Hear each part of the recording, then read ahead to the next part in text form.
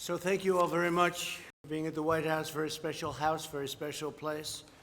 I'm grateful to be joined by citizens whose lives have been saved by law enforcement heroes, and that's what they are, they're heroes, and they're being very unfairly treated over the last long period of time, but over the last few years, it's terrible what's happening. We're also joined by two amazing officers, South Carolina Deputy Sheriff William Kimbrough. Where's William? William? What happened to William? Okay. Oh, okay. That's a good excuse. That's good. And Palm Beach County Deputy Sheriff Corey Reese. Hi, Corey. Good. In recent weeks, our country's police officers have been really under siege. I want to thank, first of all, I do want to thank Vice President Pence for all the work he's done on this, and in particular, Attorney General Bill Barr, because the job he's done has been amazing. It's been 24 hours a day. I guess I could say 28 hours a day, right? It never ends, but it's been a great job that you've both done. We appreciate it. Mike, we appreciate it very much. But our officers have been under vicious assault, and hundreds of police have been injured and several murdered. You've been reading about it just like I've been seeing it. Reckless politicians have defamed our law enforcement heroes as the enemy. They call them the enemy. They actually go and say they're the enemy, and even call them an invading army. These radical politicians want to defund and abolish the police from our nation. At first, when I first heard it, I said, well, that's just something that they're saying that doesn't, but they actually are trying to do it. You look at what's going on in Minneapolis, you look at what's going on in many Democrat-run areas. But they want to defund and they want to abolish. Far-left mayors are escalating the anti-cop crusade, and violent crime is spiraling in their cities. It's all far-left cities where they have no understanding of what has to be done. They don't have a clue. And I will say that we put on a very powerful rule and law that you get 10 years, you knock down a monument. If it's a federal monument, you go to jail for 10 years. And if it's anything else, we tell them we work with the states to help them. But if you do anything where it's a federal monument, and there are a lot of them up there, and nobody's been attacked, nothing's been attacked since we did, 10 years in jail, monument or statue. In one recent week in New York City, this is hard to believe, shootings were up 358%, and yet they spend all their time, they want to do Black Lives Matter signs outside of Trump Tower. They ought to spend their time doing something else, because I'll tell you what, 358% increase in shootings in New York. Last month, over 300 people were shot. NYPD retirements have quadrupled, and they're going up even further. And New York City is out of control. Unfortunately, my place, I love it, but it's out of control. It was doing so well. And Rudy Giuliani, whether you like Rudy or not, he did a great job. He was the greatest mayor in the history of New York. Murders in Atlanta are up 133% compared to the same period last year. And one of the victims was an 8-year-old girl, and we've had younger than that in Chicago last weekend. In the last 2 weeks, 105 Americans were shot in Philadelphia and Minneapolis. The city voted to disband the police department and cut it way down, but disband it ultimately. The radical politicians are waging war on innocent Americans. That's what you're doing when you play with the police. My administration is pro-safety, pro-police, and anti-crime, and I will say, I just see a new number came in from Chicago. This weekend was a scourge. This weekend was, I guess, 20 people killed and many shootings, many shootings, far worse than the last week. So things are happening that nobody's ever seen happen in cities that are liberally run. I call them radical lib, and yet they'll go and march on areas and rip everything down in front of them. If that's what you want for a country, you probably have to vote for Sleepy Joe Biden, because he doesn't know what's happening. But you're not going to have it with me. So we've been very strong on law enforcement. We'll be doing things that you'll be I think, very impressed with. Numbers are going to be coming down, even if we have to go in and take over cities, because we can't let that happen. When you have 20 people killed, 22 people killed in one weekend in Chicago, and you have 88 shootings, it's not even conceivable. That's worse than Afghanistan, I hate to say it. That's worse than any war zone that we're in by a lot. It makes them look like tame places by comparison, so we're not going to let it go on. We're not supposed to wait for them to call, but they don't call. We've asked Chicago, would you like us to go in and help? And they don't want to say anything. And we've called many of the cities, would you like us to go and help? We've done a great job in Portland. Portland was totally out of control, and they went in, and I guess we have many people right now in jail, and we very much quelled it. And if it starts again, we'll quell it again very easily. It's not hard to do if you know what you're doing.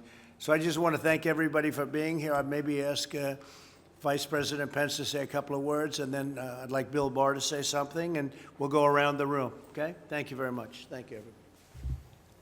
Thank you, Mr. President. It's a real privilege to be here with the law enforcement officers who are gathered here and families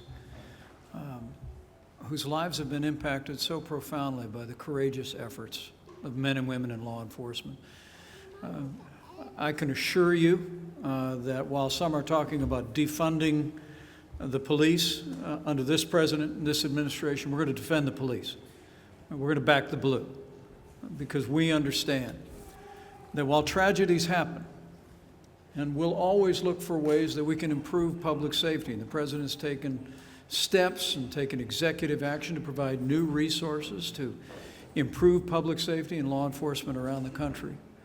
I want to assure you that you have a president who knows what the people gathered around this table know, is that most of the men and women who put on the uniform of law enforcement every day are the best people in this country. They risk their lives every day to make a difference in our communities, just like they've made a difference in all of your lives. And so I want to thank you all. I want to thank you for being here at this, for this conversation, because the American people will greatly benefit by being reminded of the incredible contributions that our law enforcement community makes each and every day. And I appreciate your willingness to tell that story. Thank you, Bill. Thank you, Mr. President. First, let me say what an honor it is for me to serve under a president who is such a strong supporter of law enforcement. I've said repeatedly that, to my mind, there is no more noble profession in our country than serving as a law enforcement officer. The police put their lives and well-being on the line every day for us, and their jobs have never been more difficult than it is today. Today we suffer many unprecedented social ills.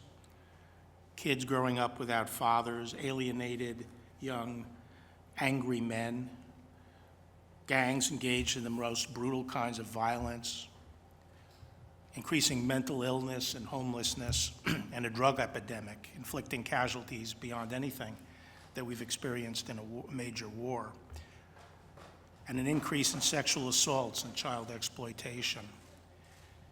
You name it. And who is expected to deal with all of this? As other institutions fail and abdicate their responsibility, who is expected to stand their ground and pick up the pieces? The police are.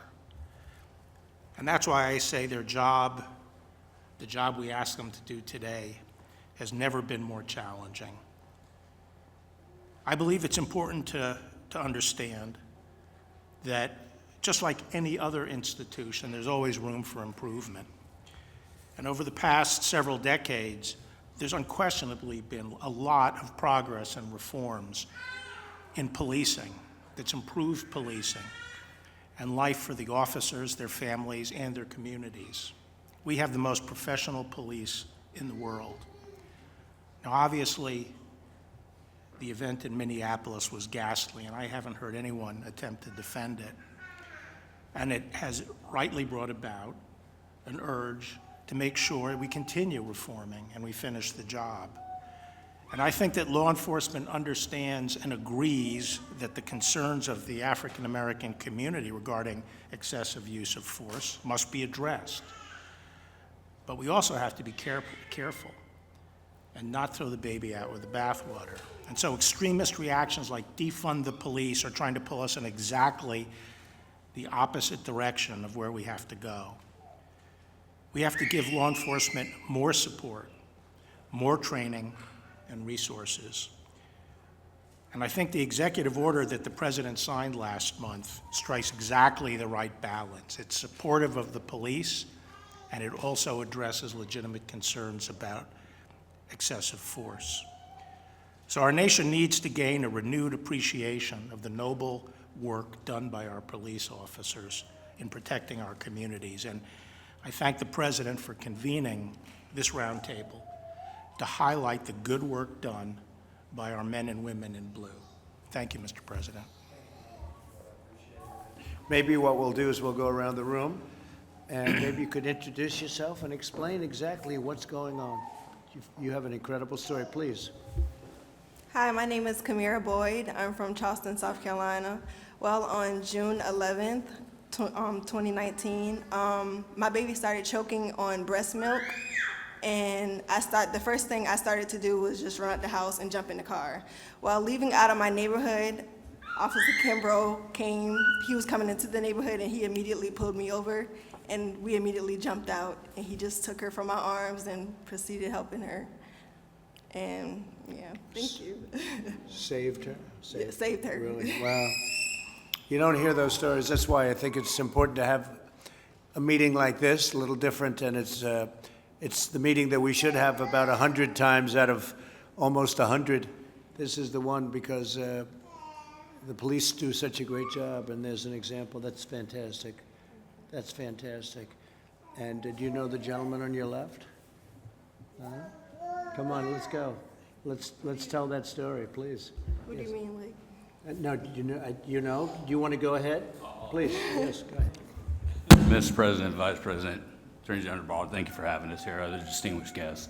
My name is William Kimbrough. I'm from Charleston, South Carolina. I work for the Berkeley County Sheriff's Office. As Kamira was saying, on July 10th of 2019, while I was patrolling the unincorporated district of Summerville, South Carolina, I came across Kamira and her grandmother speeding in a car. I conducted a traffic stop on that vehicle, and as soon as those vehicles stopped, lady later identified it. Was it your grandmother, Kamira? It was my stepmom. Oh, your stepmom had jumped out of the vehicle and was frantic and said, my baby, she can't breathe. And I kind of stepped back and I said, what?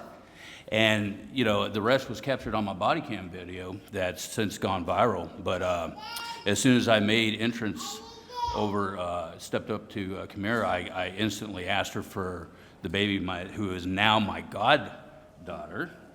And godmom over there, Noni. Hi, Noni. Say hi, Noni. And so, yeah, we've been blessed, and it's been a wonderful experience. Wonderful. Great job. Thank you. Well, that's what I meant when I kiddingly said. That's what I meant when I kiddingly said, you know the gentleman on your left, because you really know him. Oh, okay. That's what I meant, and great job you've done. Thank you very much on behalf of all of us. And Kamira, congratulations. Thank It's you. great. Thank you for being here, Kamira. Thank you. Thank you. Thank you both. Please, go ahead. It was about 2 weeks ago. I was laying in bed with my other 3 kids, and, well, I forgot to introduce myself, sorry.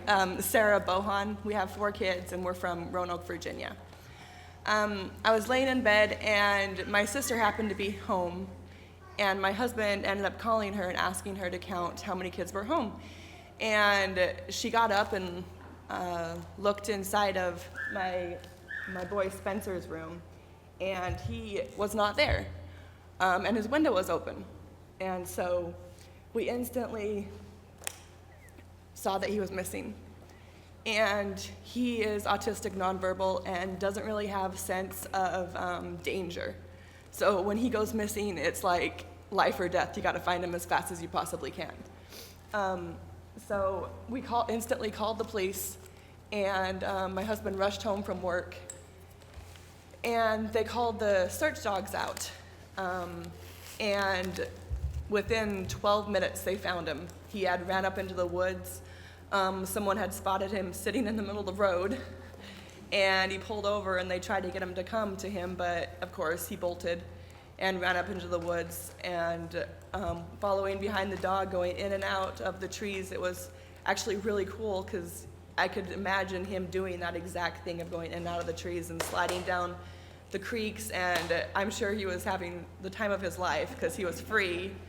But we were able to find him, and the dog's ears perked up right when he was within 15 feet, and I yelled his name, and he sat down, and I instantly ran over to him, and we were able to carry him back, and he was safe, and the only thing he had on him was 4 ticks, so he was good. That's great. So again, the police did a great job, and the group did a great job. And so Spencer has no sense of danger, so you would say basically he's very brave, okay? View it that way. Good. Thank you very much for being here. We appreciate it. Thank you. Brooke, please. Mr. President, thank you. I got to meet almost everyone. My name is Brooke Rollins. I have the extraordinary honor of serving this president as his domestic policy chief every day in this White House. And I will say there's a lot of brave people in the room, probably no one more so than our 2 officers. But this mom not only has, Mr. President, her 9-year-old here, but she has her 4-year-old, her 3-year-old, and her 10-month-old here. And her husband, Spencer, just took them into the other room. So this is bravery at its finest for all the moms in the room who've sort of manhandled lots of children. So thank you for being here, and certainly you too, and that beautiful baby girl. What an honor to have you and all of you with us today. Mr. President, you mentioned New York City, Atlanta, Chicago, Philadelphia. The lack of leadership, I think, happening in some of our most ravaged cities around this country is really astonishing. But I think it's really important to note that that failure is a choice, and it is a choice, Mr. President, that I know you would never make. I have seen you now more than 2.5 years stand with law enforcement, stand with the mothers and the fathers in this country who are fighting for a chance at the American dream. That dream is not possible without a law enforcement that stands for the rule of law and for safe and secure communities. So thank you so much for your leadership. Everyone here today, thank you for coming. What an honor it is to have you in your house here at the White House on this day. And special thanks to the moms who are brave enough to bring the little ones in to tell their story on behalf of these amazing men and women serving in blue. Thank you so much. Well, thank you very much, Brooke. What's more astonishing to me is that we'll call, Bill will call, Vice President will call, I'll call. You'll call leaders of these cities, Democrat leaders, and we don't care if they're Democrat or not. They happen to be in every case. But we'll call them and we'll say, do you need help? And they'll say no. I said, but you just had 40 people shot and many people killed this weekend. And they'll say, no, we're okay. And I'll say, what's that all about? And we're tired of those answers. We're tired of those answers. So thank you. To me, that's astonishing. Thank you very much, bro. Please. My name is Kenneth Bearden. I'm from Louisville, Kentucky. And I'm here today because I'm a man in recovery. At the age of 11 years old, I used substances for the first time. And by the end of that summer, I had overdosed 7 times already. I'm one of them people that once I put a minor mood-altering substance in my body, I cannot stop.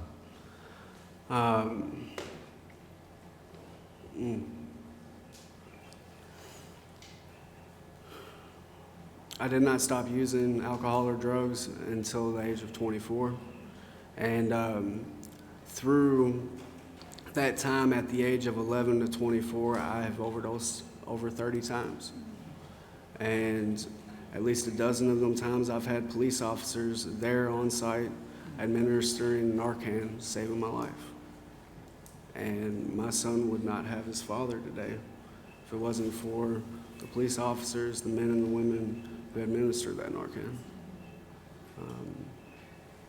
And just that, my son gets to have his dad today because of that.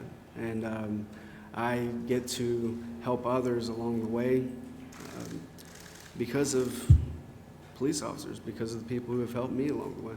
And I'm truly grateful to be here. And how are you doing now then? So that's a lot of times that you had Yes. difficulty. So, How are you so doing? I've got 6 years sober now, and Good. I am one semester away. I'm one semester away from having my bachelor's degree in social work. I have a house. I have full custody of my son. I work for Addiction Recovery Care as a community liaison, helping other alcoholics and addicts get into recovery and providing support for them. I'm living my purpose and my passion. That's a fantastic job. Thank you very much. That's an equally incredible statement. You understand what you're doing now, so that's great. 6 years, almost 6 years. That's fantastic. Sorry. Good luck. We'll see you in, let's say, celebrate in 10, okay? We'll see you in 10. Yes, sir. So we'll see you in another 4 years, all right? That's sir. fantastic news. Thank you very much. Appreciate it. Please. Good afternoon, Mr. President. Thank you so much for having me here today. Thank My you. name is Rhonda Norris. My story started when I was coming home from school one day. I teach. And I was broadsided in an intersection by a truck who ran a red light. I have no recollection of the accident. My first memory was a policeman reaching through the shattered window and checking for a pulse. And I was in and out of consciousness, and he continuously urged me to stay awake and stay with him. Very soothing, very calm, and was calling on his radio for an ambulance and first responders, which his being there sped up the process dramatically. He's the one who told me, we're going to put a sheet over you to cut you out of the vehicle. I couldn't move. I was trapped in the vehicle, and also my injuries made me incapable of movement. He also followed the ambulance to the hospital. He gathered up all my personal belongings that he could find at the accident and brought them to my husband at the hospital and explained to him that I had regained consciousness. Stayed with my husband until the tests were done, and they said she's going to be okay. The most amazing thing to me about this state trooper is that he was off duty. He didn't have to do any of that. Right. He was just happened to be at the scene of the accident and immediately responded and sped up my rescue, and I'm eternally grateful to him for doing that. Well, that's great. Thank you very much. It's an incredible story. So how seriously, how long did it take to recover? How bad was it? I missed 5 weeks of work. Still have some injuries that'll never go away, but I am very, very thankful to be here. That's a great job. Thank you very much. Appreciate it. Thank you. Thank you for being here. Please. Mr. President, I'm Perry Cleek, pastor of Lighthouse Baptist Church in Jonesboro, Tennessee. Good. And our church watched over the last few weeks as the way that our police officers were treated all over the country. And it was all over the news about how they are such, they've been demonized and disgraced and dishonored. And we got our heads together and thought, what can we do as a small church in a small town to honor our police and to let our voice be known? Their voice is loud, that blame all this on police officers. The voice of small town America is seldom heard. So we just set up a little ceremony. We went through the chief of police and the public safety director, and we asked them if we could hold a public ceremony on the steps of the courthouse on Main Street in Jonesboro on July 4th at 11 o'clock in the morning and present each member of the Jonesboro Police Department with a check for $1,000. And we did that, and it shouldn't have, but it made national news. I think small towns all over America feel like we do, that we want our voice to be heard, that we love law enforcement, our local police officers, and if we can do something to support them and encourage them, then that's what we want to do. And we feel very good about what we did. Well, that's a great story. I thought you were going to tell me that they wanted to arrest you for giving them a couple of bucks, and they deserve it very much. But, I've heard the other end of those stories also. You're not allowed to do anything. And you're right about it. They've been, what the police have been going through over the last number of years, in all fairness. It's been starting, but it's never been like this, has it? It's never been like this. It's crazy. It's crazy, and they'll find out. It'll go the opposite direction, unfortunately, at some point. It'll go absolutely opposite when they see, and you're going to have some defunding and abolishing, and you'll see numbers like nobody would ever believe. And they're going to say, let's get our police back as soon as we can, right? But that's great what you just said. That's a fantastic thing. Yes, sir. We were thankful that it's a small town and a small police department. It was only 23 employees, so it wasn't that big a hit. That's but a lot. It was a blessing to them. That's a lot. That's a good job. Thank you very And much. Mr. President, I've already heard, I got a note written to the church that didn't identify the officer, but said I'm an 83-year-old widower. And one of the officers brought by a sum of money and gave to me to put back to pay my utility bills this winter, and told me it was a gift from Lighthouse Baptist Church. That's what one officer, and it's just a week ago, but that's what one officer did with that gift that we gave. That's great. Great stories. Thank you very much. Appreciate it. Thank you, Mr. President. Thank you. And Mr. Vice President, for having us. My name is Debbie Wisner. I'm local. I live in Maryland. And my story's not very dramatic. It's just one that my purse was stolen. My purse. People have it happen to them. My credit cards were canceled. And my cell phone, we put a special note on it that said, if found, please call this number. Nothing came of it. A couple nights later, in the middle of the night, at midnight, the phone rings. And a gentleman says, I found your phone. I have your phone. Would you offer a reward for it? And I said, of course. My husband said, are you nuts? And he said, I'll bring it to you. I gave him my address and hung up the phone and called our police department, because that's who we turn to when there's a situation. Right. My husband had another idea. He wanted to do something else, but I said, no, we're going to let the police do this. There's no shooting tonight. So the police came. They gave us their cell phone number. They went away around the corner, and they said, when he pulls up, give us a ring. We'll be there. Sure enough, he pulled up. He comes out of the car. It's 2 o'clock in the morning now. And the police, 2 squad cars were there immediately, which is what we need in our communities. Right. And they checked him out. He did, in fact, find the phone, and I gave him a reward and thanked my police officers, and I'm grateful that we have community policemen that are willing to come at 2 in the morning and do this silly thing. That's great. Thank you very much. Thank you. 2 in the morning. Why did he? That's a strange time. So you found him to be okay, even though he came at 2 in the morning? He came at 2 in the morning, but so were our policemen. Yeah, no, they were there. And that's the only reason That's we were great. okay with it. Good. Thank you very much. Thank you. Thank you. Really nice. Please. Mr. President, thank you so much. It's an honor to be here. I, like many others, we support you in supporting our law enforcement officers and providing safe communities. Thank you, Mr. Vice President, for being here as well, and your hard work. And obviously to the Attorney General Barr, thank you. And to law enforcement officers that are here and their families, and to your staff, Mr. President. Although it shouldn't matter, Mr. President, I'm kind of a unique bird, if you will. I'm a Democrat. I'm an elected official. I'm African American. I have 8 years or 12 years of experience in the Georgia House of Representatives, 8 years as county exec. And as county exec, I've had to manage a very large, probably one of the largest police departments in the state of Georgia.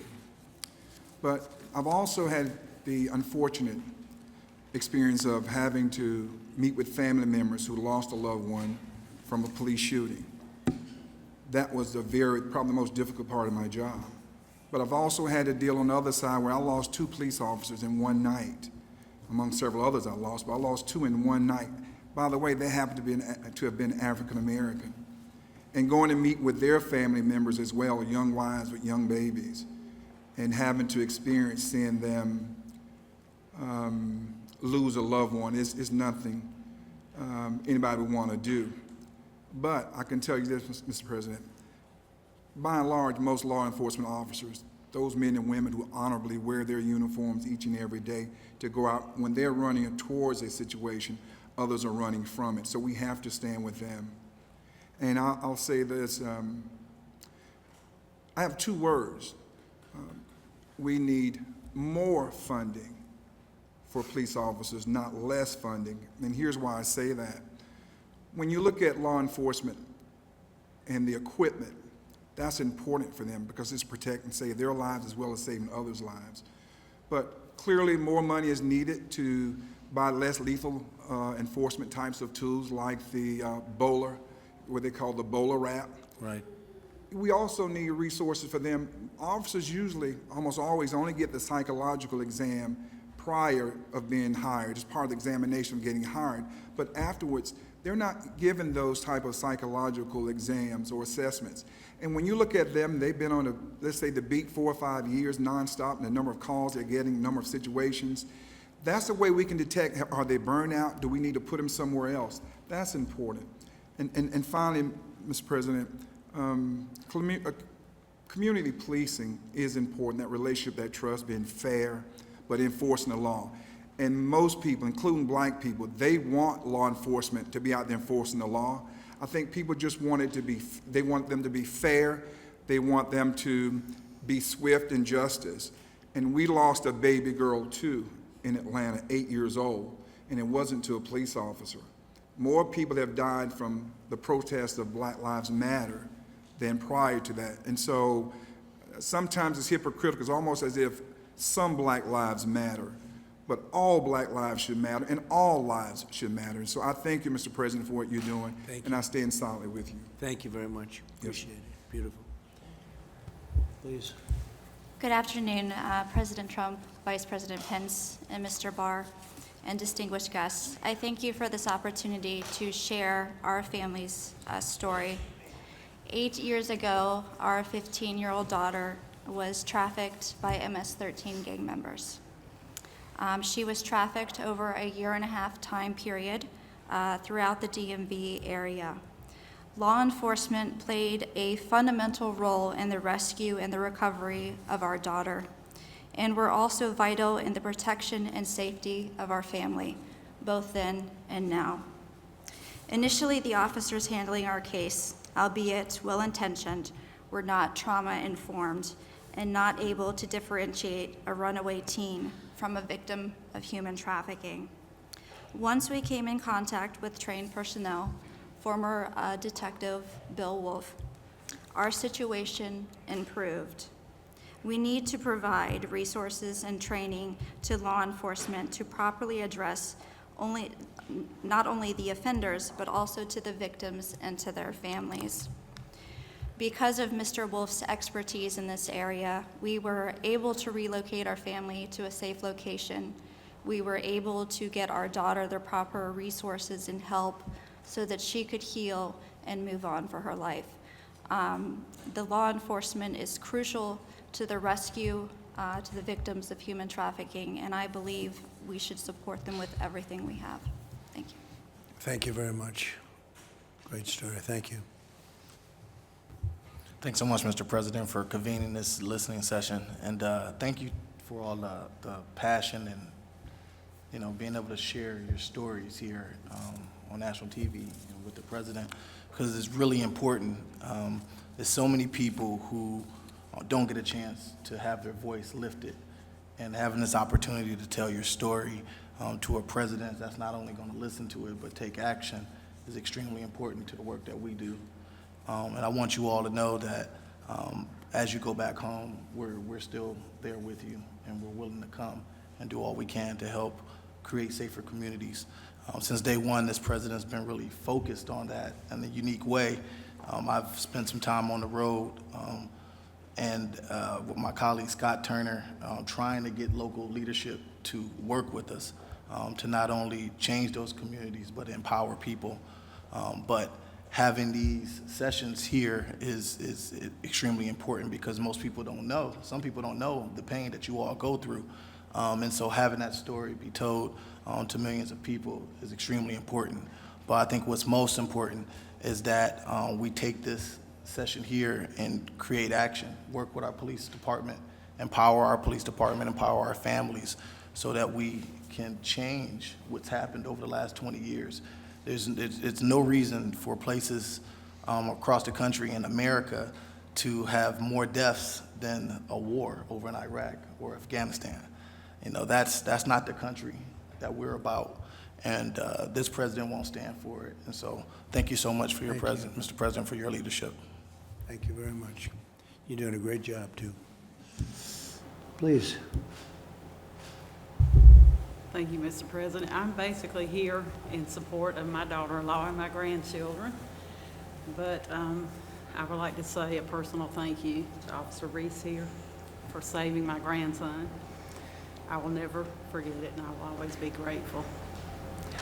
And I would also like to add that I'm a state employee. I work in the city of Atlanta, and I have seen a drastic change in law enforcement coverage in that area. And I see the difference when law enforcement is not visible on the streets. So we've had our challenges there, and it's peaceful now, but when there is a lack of law enforcement within a community, civility breaks down and crime increases. And I don't have any answers to any solutions, but I can just speak on the fact that I have experienced it over the past 3 or 4 months. And I thank you for your invitation here and for your time. Thank you very much. I appreciate it. Thank you. First of all, Mr. President, Vice President, Attorney General, thank you very much for inviting me here today. It's truly an honor to be here. I'm Deputy Corey Reese with Palm Beach County Sheriff's Office. I have been a deputy there for going on 3 years now.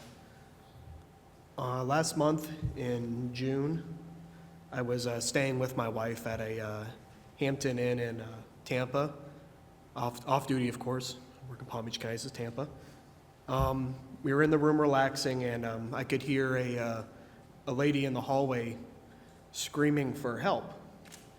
And so I went outside to see what was going on, and the young lady to my left here was on the floor clutching the child in her arms. She was screaming for help. The child was crying, and there was a man standing above them grabbing at her and the child. Now, my first thought was it was a domestic situation, but clearly there was something wasn't right with the situation, so I separated him, and she said that she doesn't know him and he was trying to take her child. And more people came pouring out of their rooms and were saying the same thing, so I immediately got him separated. I had him sit down in the hallway, and I had someone else call Tampa PD, and they arrived, and at that point I just was keeping the peace between everybody because there were some people getting quite aggressive, with him. It's not, the right time. You have to let law enforcement handle it. It's not a time to take matters in your own hands. So at that point, it was mostly peacekeeping. But, I didn't think it would be as big of a deal as it ended up being until, the next day some people in the hallway were like, the video's gone viral. It was like 1 million views. And then I'm getting a call saying I'm invited to the White House. I mean, it was completely unexpected. I just doing what I was trained to do, what I was told to do, just being there, right time, right place, and that's it. Again, thank you for having me here. It's called natural instinct, right? More than anything else. Thank you very much. Great job. Appreciate it.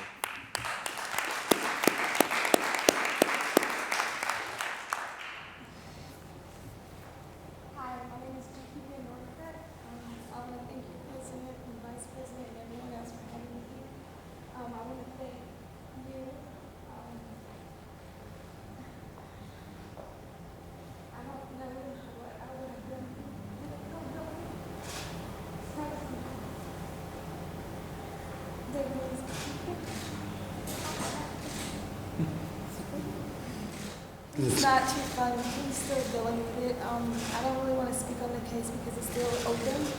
But the main thing I wanted to address is Well, you've said it all. So that's a case that's still going now? Still going? well, as far as with the hotel. I see.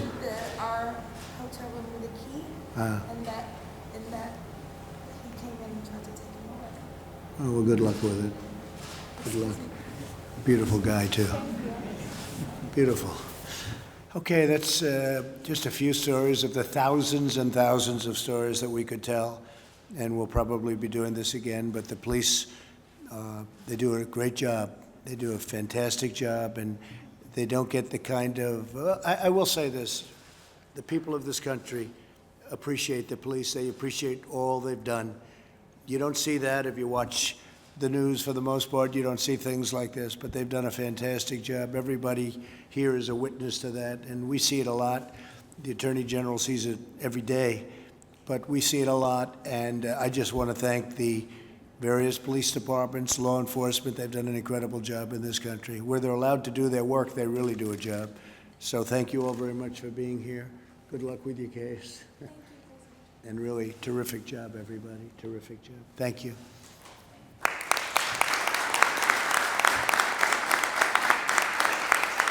Would anybody from the media like to ask anybody a question here? Steve, go ahead, please.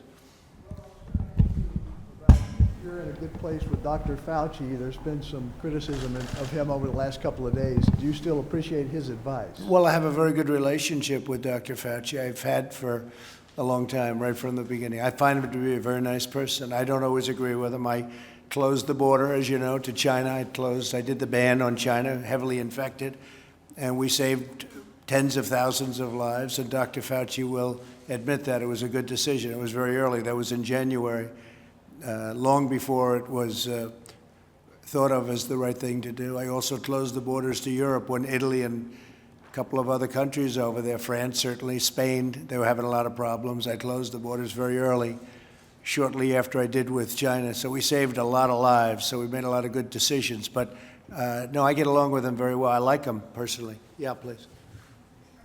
Pardon Michael Flynn? I can't hear you. Are you going to pardon Michael Flynn?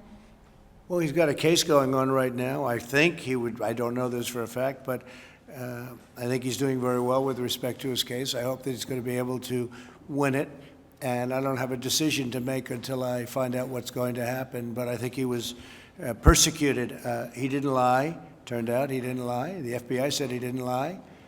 I think he was persecuted, and nobody understands what's going on with the judge, the Justice Department, which is so capable. They decided to take a view on it, and they decided that he should be, they were going to drop the case. So he's right now, meaning his lawyers and him, are embroiled in hopefully the final stages of what should have never happened. They treated him very unfairly, as they have many people on this side. Yeah, please. President Trump, you've said many times that the number of coronavirus cases is going up because testing is increasing. That's right. Do you acknowledge that it's going up for other reasons too? For example, that it's actually spreading? And what are you going to do to stop the spread? Well, you know that we have one of the lowest mortality rates anywhere. If you know, Biden and Obama stopped their testing. They just stopped it. You probably know that. I'm sure you don't want to report it. But they stopped testing. Right in the middle, they just went, no more testing. And on a much lesser problem than the problem that we have, obviously, with respect to, this is the worst thing that's happened since probably 1917. This is a very bad thing. All over the world, it's 188 countries right now. But no, we test more than anybody by far. And when you test, you create cases. So we've created cases. I can tell you some countries, they test when somebody walks into a hospital sick or walks into maybe a doctor's office, but usually a hospital. That's the testing they do, so they don't have cases, whereas we do. We have all of these cases, so, you know, it's a double-edged sword. At the same time, we have the lowest mortality, or just about the lowest mortality in the world. We're doing a great job. We're doing very well with vaccines, and we're doing very, very well with therapeutics. And I think we're going to have some very good information coming out soon. But we have the best and certainly the biggest, by far the biggest testing program anywhere in the world. If you tested China or Russia or any of the larger countries, if you just tested India as an example, the way we test, you'd see numbers that would be very surprising. Brazil, too. You know, Brazil's going through a big problem, but they don't do testing like we do. So we do the testing, and By doing the testing, we have tremendous numbers of cases. If we didn't do the, as an example, we've done 45 million tests. If we did half that number, you'd have half the cases, probably around that number. If we did another half of that, you'd have half the numbers. Everyone would be saying, oh, we're doing so well on cases.